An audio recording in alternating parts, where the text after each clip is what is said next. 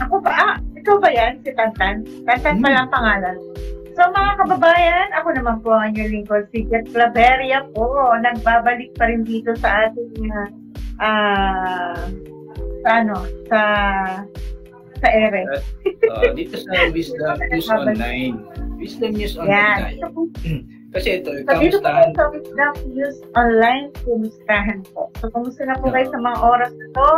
Yung pong mga nalubugan sa baha, kayo po ba ay nakakain or may mga dumating na po ba sa inyong tulong mula sa ating mga local governments at national governments?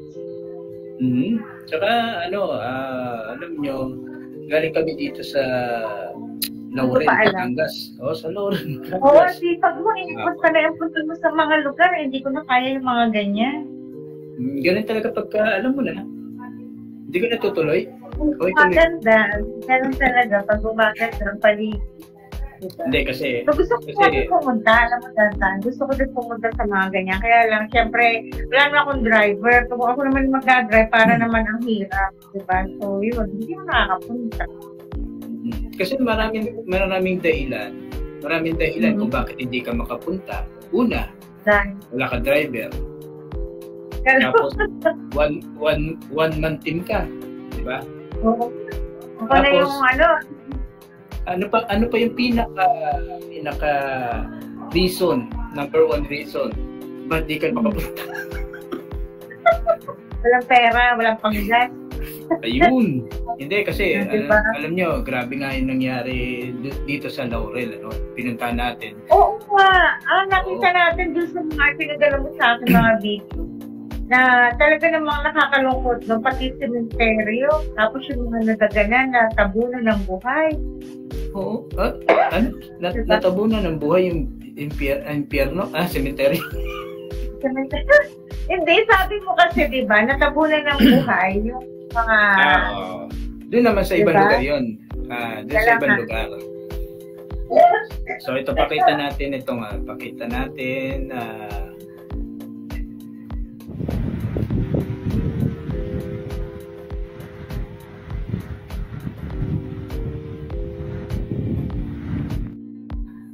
So yun, nakita nyo, yung pinakita natin kanina, yan yung area kung saan may tulay. Yan yung ilog natabunan na siya ng lupa. Sa may Laurel, Batangas, Barangay Bugaan. Barangay Bugaan. So, halimbawa, galing ka ng Tanawan, dire-diretso yun ngayon. So, nakita natin kasi yung pahirapan din makatawid yung mga rescue. Yan ba yung yung maraming natabunan na tao, yung nasa 14 na katao, yung at karamihan ay bata, kung hindi tayo nagkakamali, yung dyan? Yun yung pinunta ni dating Pangulong Duterte kahapon sa Talisay. Bilang Pilipino, bilang dating Pangulo, syempre, nakiramay siya sa ating mga kababayan.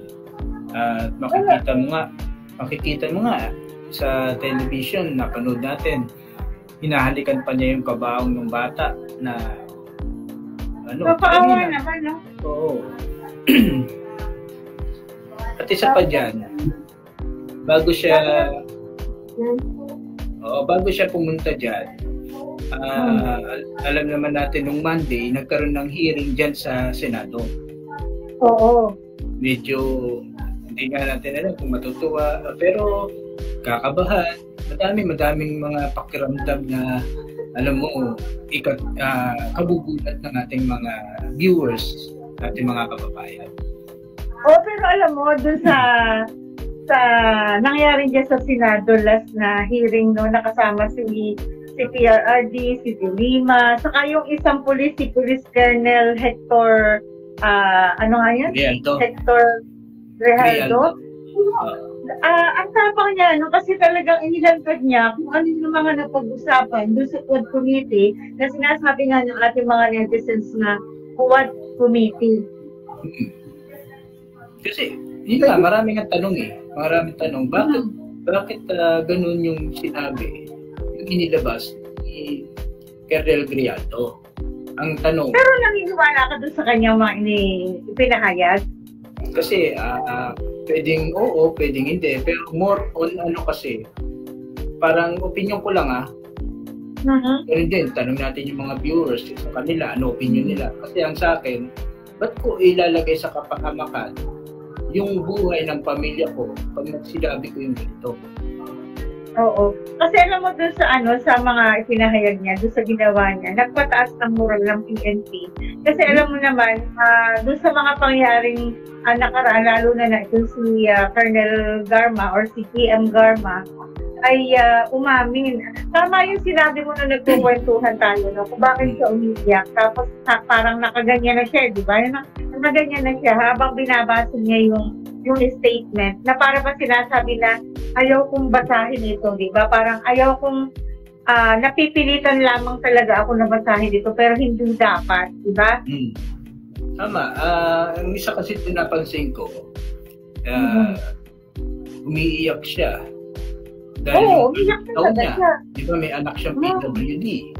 At ang isa pa, siya ay inimbitahan bilang resource person. So, ibig sabihin, possible na siya ay kasuhan, if ever siya ay sangkot, di ba? Bakit pag siya ang nagsalita na kawawa yung kanyang anak, which is PWD, kaso meron siya kung babasahin between the line, di ba? May something. Kasi kumawa yung kanya na siguro may mga kondisyones na sinabi sa kanya na tama lang yung sinabi nito si Colonel Grijaldo na talagang kailangan naman na magsabi ako ng totoo dahil dito nakasalala yung 30 taon na ginugol niya doon sa kanyang tungkulin tapos mawawala lang, diba? Na parang pula dahil sa kanyang pagsinungaling. Kaya, parang magsaludo tayo sa ganitong mga sa mga ganitong pulis na talagang, yun ang sasabihin natin hindi sila bakla. Mayroon silang tama, diba? Oo, kasi ang isa pa, ang puna ko, ikaw ay akusado. Kumbaga, hindi pa naman totally, pero isa ka sa imbitahan ng quad ko. Kasi, parang akusado ko na rin ang dating. Pero napansin ko lang kasi, bakit yung iba na inaakusahan din, napalaya? O, kaya nga, di ba? O yung iba, nakulong. Di ba? Tapos yung isa naman, ito si Colonel Garma, ang nangyari, dinaan niya sa iyak, tapos dinaan niya sa papaawa dahil may anak siyang PWD, nakawa naman ng Quadcom. Oo, alam mo yan Pero di ba dapat ang mangyayari? Dapat walang awa-awa kasi batas. Tama. Kasi walang at saka awa-awa. dapat alam niya yung tungkulin niya bilang isang colonel, bilang isang alagad ng batas, di ba? At alam mo, nung yan ay GM pa ng PCSO, syempre tayo nun ay nasa government pa rin. So nakakakwentuhan natin yan si Colonel Garma o si GM Garma. At yung sinasabi nga niya na nagkasakit siya sa PCSO kasi kapag na-i-stress siya, dinudugo siya. So nung time, alam mo, habang pinapanood ko yung hearing, naisip ko na, sobrang stress ito si GM Garma, baka duguin ito. Kasi, yung sobrang stress, parang, nagkakaroon siya, siyempre, mayroon sa babae ganun, dinudugo, yung sumasakit na siyan, mga nagpupupo, mga ganyan. So, sabi ko, kaawa-awa naman siya. Pero, nung marami na siyang pinagsasabi na kung ano-ano, parang sabi ko, ito ba yung nakilala ko na GM Garma na matapang? Hanggang biglang nawala sa hulog, di ba? Hindi kaya, na-stress din yun? Kasi yung itsura niya, iba na eh. Iba na eh, talagang hindi natin alam kung natutulog pa. O kasi yung mata niya. Tingnan mo nung una siyang ipinatawag, napakaganda niya. Ang ganda ng kanyang aura. Pero habang tumatagal, kung siya'y nagsasalita doon, ay naiiba ang kanyang aura. Kumbaga nagiging stress yung kanyang mukha. At the same time, alam ko na yun ay dinudugo. Baka naman may pampers. Pero alam mo, at saka itinatwa siya ni dating Pangulong Rodrigo Duterte. Sabi niya, sino ba gayang gagang yan?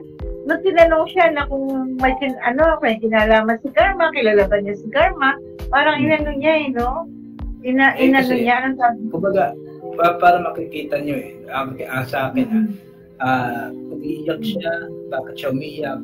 Dahil ba sa ayaw niyang against sa kanya, yung sinasabi niya, yung binabasa niya. Oo. Kasi napakahinto siya. No? Ibig sabihin, sabi nga ni Carlos Grialdo, parang may ibinigay na papel na ito ang sasabihin mo. Kaya nga. So, ngayon, sinong director? Sinong scriptwriter? Sinong producer? Si Fernandez at saka si Abante. Atras Abante. Rudy Fernandez? Atras Abante, di ba? Atras Abante yun di ba? Hindi naman. Hindi naman natin yung mga kongresista na yan. Ay, sorry. Ano kongresista? Kongresista. Kongresista? Kasi po, malat ako. Kaya so yung pong, itong.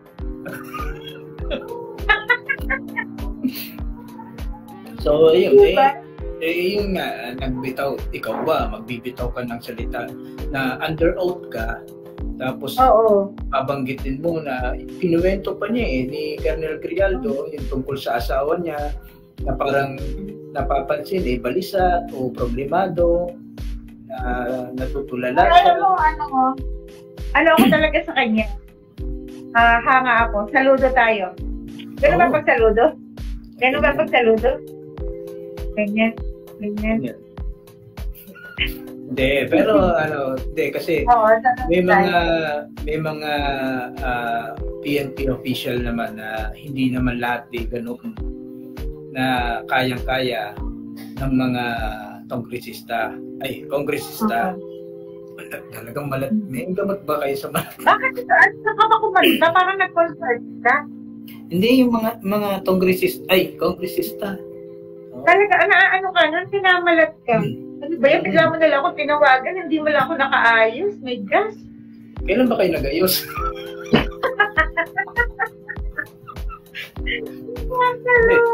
Ang isa pa, syempre, naka-uniform. Kasi may mga kaibigan tayo na mga opisyalis ng PNP.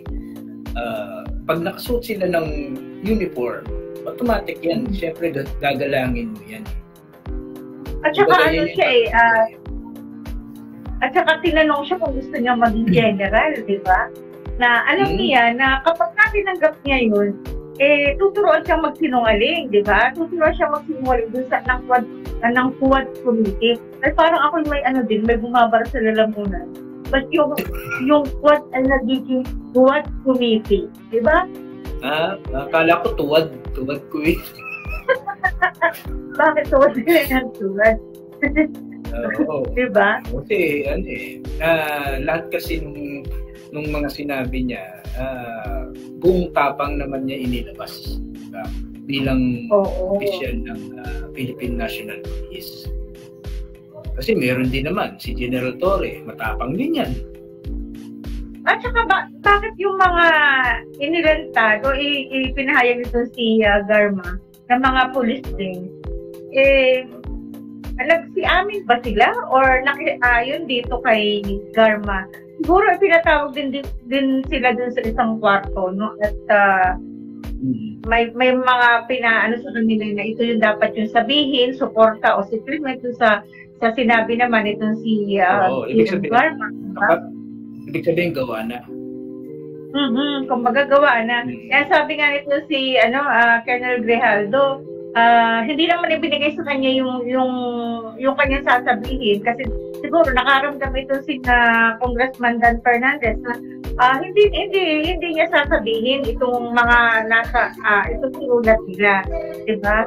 At tinanong nga daw nito si Colonel Grijaldo, itong isang abogado nito si Colonel Garma, na bakit ganon, diba? Wala namang naimik. Kaya siguro sabi yan sa isip ko nga na magkakalaglagan dito sa huwad kumita na to.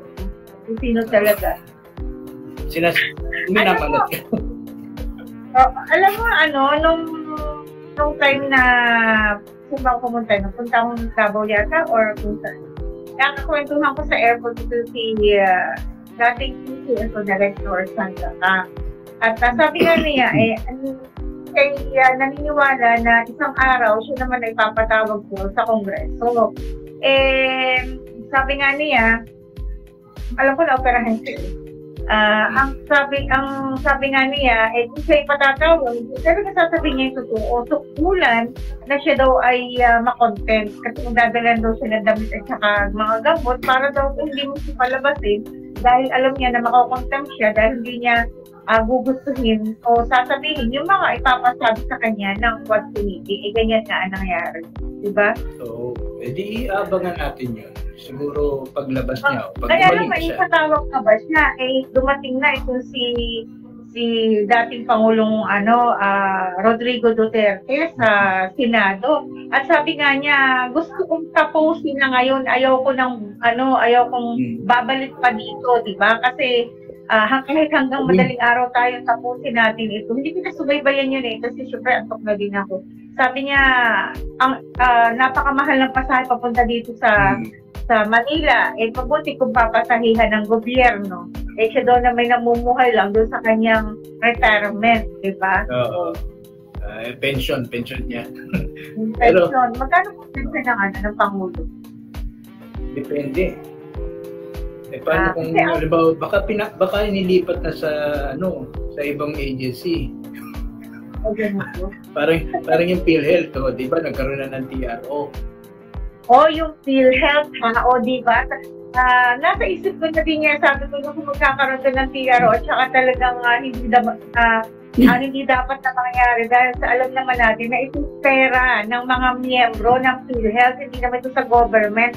Ang kakapal kasi ng mukha ng mga yan, di ba? Lalo na yan si Senador Ralph Redstone. Kasi alam lang niya mag-rap. Mag-rap. Diba? Pero, yan nga. Mayaman kasi. Alam mo kasi minsan, yung ibang mayayaman, hindi naman natin sinasabi na lahat ng mayayaman. Yung ibang mayayaman, ang lagi nasa isip nila ay yung kanilang, anong tawag ito? Kunwari lang na sila na gusto nilang makatulong dun sa mga kababayan natin, lalo na kapag dating sa kalusugan. Pero doon sa isang banda, ay gusto nila na may iba silang gustong gawin, hindi na sila nag-iisip na ang maapektuhan nito ay ang taong bayan, di ba? Pero yung hearing naman sa Senado, may part 2 pa yan, may susunod pa yan. Kaya possible, kung papatawag si Madam Sandra Ka, dun yung time na pwede niyang sabihin ito totoo. Pero ito naman kay Colonel Royina Karma. Awa naman po namang ganunin. Yun naman nakakasama din natin. Ano dito niya? Karma. Hindi, kasi ito naman pag-uusapan na. Kasi nga, alam mo, lumabas yung kanyang, alam mo tan, lumabas yung pagkababae nito si GM Garma. Kasi yung tapang niya, noong siya ay, sa PCSO. Kumbaga meron siyang kaninindigan. Pero nung dumating na siya sa ganitong punto, dapat nanindigan na lang siya kung ano yung tama at kung ano yung dapat. Hindi niya pa irali kung ano yung takot. Kasi natatandaan ko, nung hindi ko naman sinasabi nung kabataan ko, nung tayo ay grabe pag mag-komentaryo din sa radyo, sinasabi nga ng iba ng mga official na pag daw kaharap ko na ang mic, parang naiiba na ako. Kumbaga parang hindi na ako yung Jack Lavera na nakikita nilang nasa isang tagulang. Kumbaga parang excuse me for the word, dun sa sinasabing demonyo daw ang bibig ko, sinasabi nila. Pero, pinupunti na kasi natin, nabubuga ng apoy talaga. Ang inaano natin dito, kahit may tumatawag sa akin sa telepono na nagpo-program ako ng pinagbabantaan ako. Pero nananatili pa rin tayo dun sa ating paninindigan. Ibig sabihin, kahit tayo babae na nga tayo, wag naman tayong palupig dun sa mga pilit na inililigaw tayo sa tama. Kumaga dun tayo sa tama na ating pinaninindigan. Nangyari dito kay GM Garma. Hindi niya inisip yung kanyang paninindigan. Para bang bigla, sa bagay, sa isang banda naman kasi, kapag ang pamilya na natin ang sasangko, sasakripisyo ka. Magsasakripisyo tayo. Pero sa akin, sa pangyayari sa akin, di ilayo mo yung anak mo. Diba? Kaso nga, may awa siya kasi nga may kapansanan. Diba? Yun na nga, pero nasaan naman ang puso nung mga nagdidikta sa kanya kung pati yung kanyang anak ay isasama. Oo, kung i-hostage, hindi na maganda yon, di ba? So dapat hindi siya nagpanik. Alam mo, ang opinion ko dito kay Karma, parang nagpanik siya nung isangkot niya yung anak. Kasi sabi ko nga doon sa kakwentuhan ko na kaibigan ko, ay grabe naman. Kung halimbawa, ako din siguro nung nasa Senado, di ba? Na ginigit-git sa ganun. Kailangan kong manatili dun sa aking paninindigan. Kasi, alam ko naman na yan pagbabanta lang. Hindi naman nila yung tututuhanin. Kasi kung tututuhanin nila yan, hindi na sila mag-iingay. Yan yung panuntunan ko sa buhay. Kasi matagal din naman tayong laging nasa radyo noon at marami nagbabanta sa atin. Pero panay-ingay lang sila. Kasi kung tunay kang papatayin, hindi na yung mga yan maggagaganyan pa. Papatayin ka na lang yan, di ba? Kaya nga tapos naiintindihan naman natin yung side ni Colonel Garma. Kasi nga, bilang ina, di ba? Bilang ina siya. Anong ina siya? Bilang ina siya. Kasi, hindi ko sinain kung ako doon sa katayuan niya. Kasi nung time na ganyan din ako, madaming mga threat na dumadating sa akin. Ang nanay ko yung nagagalit kasi maliliit pa yung mga anak mo, tumigil ka na dyan sa ginagawa mo, sa mga pagsalita mo yan. Kasi naranasan ko din, ito na may kwento lang. Yung panahon na, ano ba tawag dito? Kilala mo ba, nabalita mo ba? Hindi ko naman masabing pata ko ka, no? Kasi hindi mo naglalayo yung igat mo. Hindi, kaya nga hindi makapunta sa mga relief operation kasi nga yun ang dahilan. Walang yata. Ay, sorry. Ay, kasi ganito, di ba? Anong panahon na yun, basta marami tayong nakukuha na informasyon sa mga sundalo, kumbaga sa Armed Forces of the Philippines. So, hindi pa natin na-i-interview ito si Roger, nabubuhay pa. So, parang ang Rosal. Ano ni Rosal? Huwag mo na sabihin kung anong taon yun. Basta ikukwento ko lang. Ay doon sa bahay namin, mayroong poste na may ilaw na liwanag. So, nung madaling araw, siguro mga 2:00, may nag-text sa akin. Sabi niya, dumungaw ka dito, makikita mo ang mga nakabaril, mga mahahaba, ganyan. Na sabi niya, baka naman tumatawag ka na naman sa general mo, sabi ganyan. Na kami ay papupuntahan mo dito. Sabi niya, ikaw ay bayan, sabi sa akin. Ang inyo lang binabalita ay ang mga sundalo, kaming mga NPA, hindi mo binabalita. So sabi ko, wala naman ako ma-interview sa mga NPA. Paano ko sila ibabalita, di ba? So nung matapos yung siguro mga ilang araw, tumawag sa akin mismo sa program ko si Roger Rosal. Tapos sabi niya, nung tumawag siya, sabi niya, ito naman naikwento lang natin dahil dun sa sinasabi natin na paninindigan na huwag ka dapat matakot, di ba? So, nanablok ko siya, parang hindi tayo maging bias na hindi lang sundalo, ang ating naiibalita sa kanila mga accomplishment. Ibigyan din natin ng pagkakataon naman na makapagsalita yung kabila. So, madali lang siya nagpa-interview. Sabi niya, ay nako Jeff, sabi gano'n niya. Alam ko na iniwawan connection ako ng EU General. Parang gano'n ba sinasabi niya, kaya tapusin na natin itong interview. At least nalaman ko na hindi ka naman palamaan niya. So yung gano'n, ito ko sabihin, lalabas kasi yung katotohanan. Sa una, madilim talaga. Kumbaga hindi, kumbaga yung, ano tawag dito, yung itim. Tugita.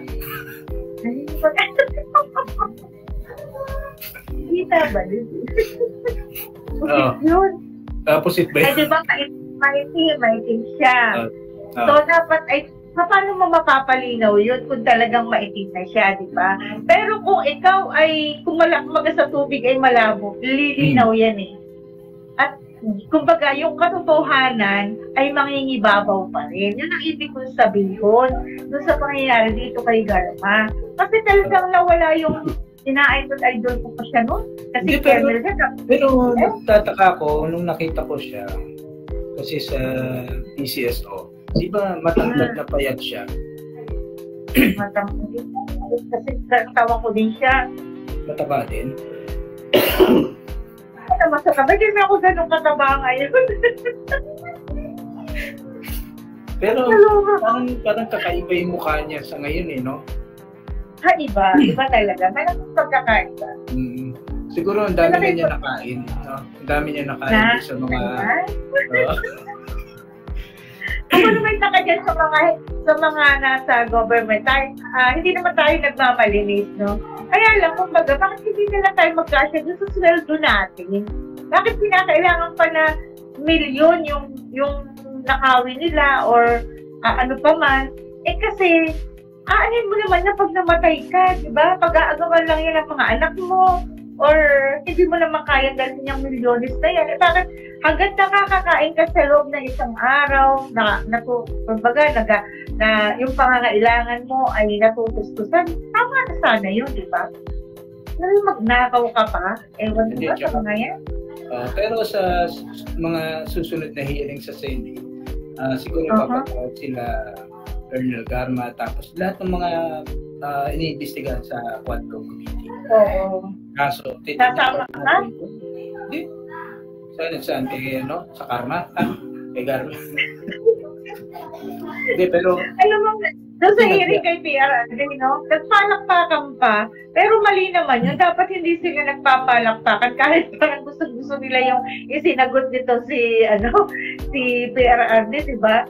Kaya galit lang din talagang galit Pagkaberos eh, di ba? Pero nakita pa rin yung respeto ni PRRD sa committee yon. Kumbaga kahit nagkakaroon sila ng exchange of ng salita, gumagalang pa rin siya. Ginagalang pa rin siya. Kahit nung gumara siya. Pero wala, hindi. Reaction na niya talaga yun, hindi niya mapigilan eh. Pero sabi nga ni Senator Pagpagmentel, hindi na natin mapigilan kasi yan na yan. So, yun, siguro abangan na lang natin sa susunod yung mga kabanata. Pag online.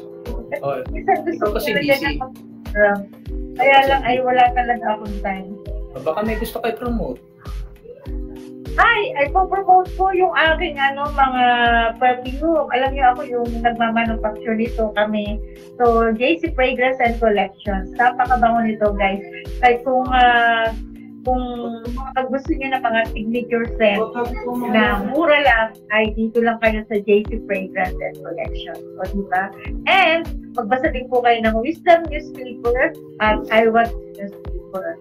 And, panoorin niyo din po, mayroon akong vlog, yung Jetlag ay ako sa HRIS.